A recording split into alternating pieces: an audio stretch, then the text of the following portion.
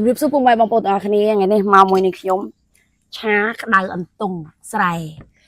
អមជាមួយនឹងស្ពៃបូកូទៀតថ្ងៃនេះបងប្អូនមកហូបមួយខ្ញុំចាតំណងអន្ទង់ស្រែនេះសត្វតែប៉ងញ៉ាំបងប្អូន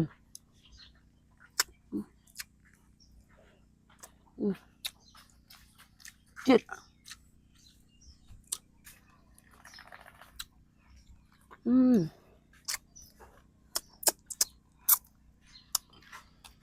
យើងអមស្ពៃបូកូយកមក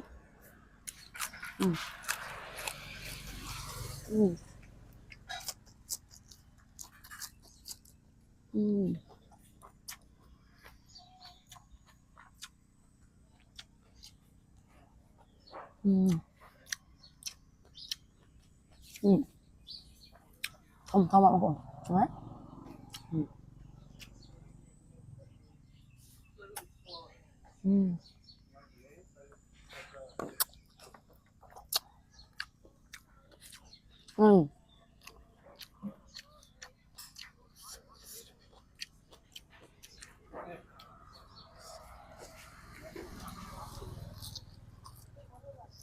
Nhật nha bán ở chị mà chị mót em á một buồn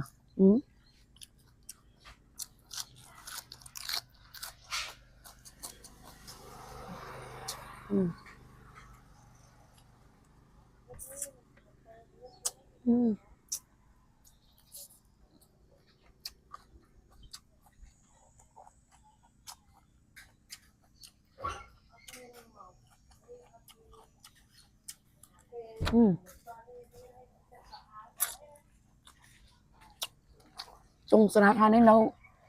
nơi miền Pông lạiបងប្អូនPôngមានកមូតហ្មងទៀតហ្មង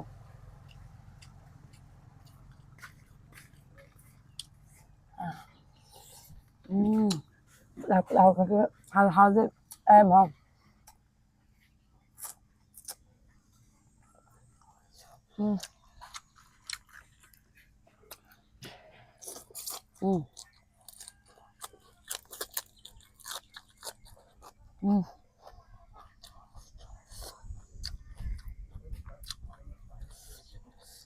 mà đẹp đâu rồi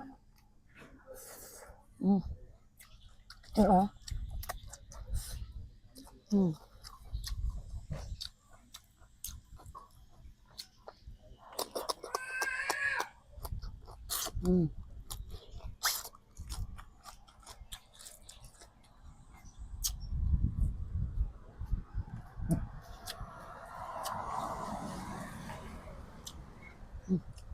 một triệu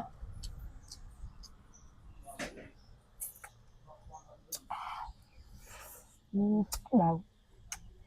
đầu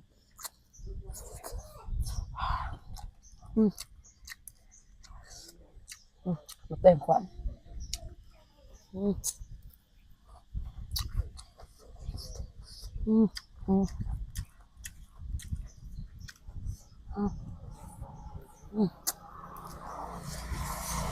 Tì, sài dương thì ăn sạch chết nữa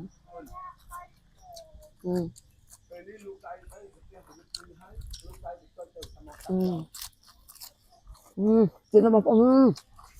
apa apa on saka tam dan tu na video ko ba ni nom ai kun kira